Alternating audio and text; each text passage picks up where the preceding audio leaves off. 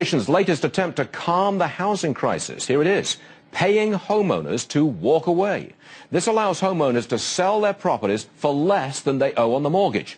Stephen Meister, co-founder of Meister, Seelig and Fine, that's a law firm that specializes in real estate, he joins us now. Okay, the government says, we will pay you to do a short sale. We'll give you $1,500. Get out the way. Move.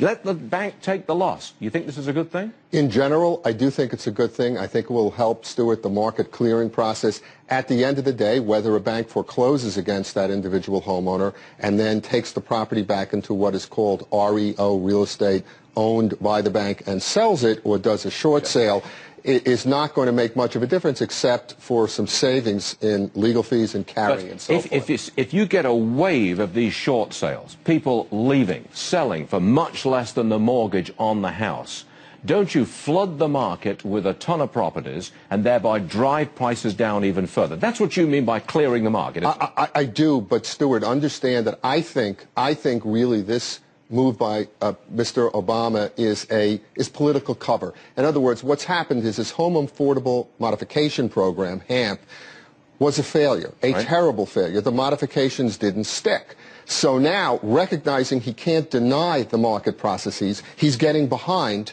what he was trying to stop before. So to an extent, we're going to pay something I've always been saying by sticking your finger in the dike and stopping the eventual flood.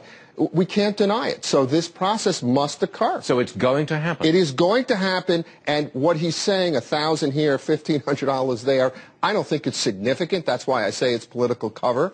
I think that what's going to happen now is these short sales can't be denied because the market is demanding it. But it could be significant at the end of the day. First of all, you're talking about principal modifications on Fannie and Freddie's books. So now we're writing down assets. Then we're talking about the administration giving out $1,000 to each bank and $1,500 per seller for relocation fee. So that's $2,500 a deal. Add that all together, they might as well foreclose on these properties. Look, it's net almost zero. There's no question that this administration thinks that the solution to every problem is to write a check for taxpayer funds. There's no question. And that's going to happen. And that's going to happen. I think all this would happen without any federal intervention. But the bottom line, I've got to get to this. The bottom line is the taxpayer is on the hook for probably at least another $100 billion in bailout. Way more than that. Way more. Way more with the losses because there's $5.5 trillion of loans that Freddie, Fannie own or are responsible for.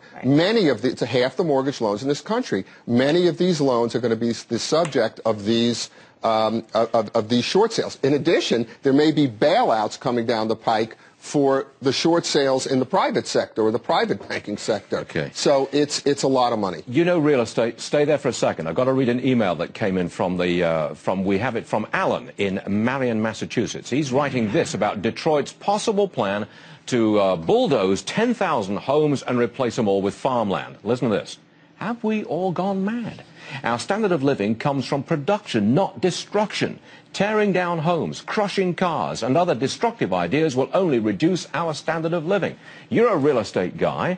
What do you make of bulldozing 10,000 homes and putting a farm in downtown Detroit? I'll tell you how I see these two stories as connected, the short sale story and the Detroit demolition story. Because what is happening, in my opinion, is that the free market is now telling the regulators what to do. They have swapped roles, in my opinion. The free market is telling the regulators, when the regulators have failed, what has to happen, because the market won't be denied. The mortgage modification program failed, so we're now having short sales. The affordable housing program failed. We now have 19 million vacant homes, so the market is commanding these. That's how I see it. I think also to the emailer's point, you know, there's a thing called creative destruction. I mean, you don't build, sometimes you do tear things down. Right now we're in the process of tearing down the old Yankee Stadium because they built a new Yankee Stadium. What I wanted to ask you about, though, with respect to this program, the banks are involved in what they're thinking. I think they're calling it some sort of elegant solution. They don't want all of these houses. In fact, when they get these homes and they sit empty, people go in, they squat, they steal the piping. They're trying to figure out ways to keep people in at least another 6 months and let them exit gracefully. How will this new plan impact this sort of program? I mean, would it just heap more homes on the banks than they even want? You got 5 seconds. I think it's going to exacerbate the problem because people are going to see it as destruction waiting to happen. Right. All right. Thank you, Stephen Meister. We appreciate your expertise here. Thank you.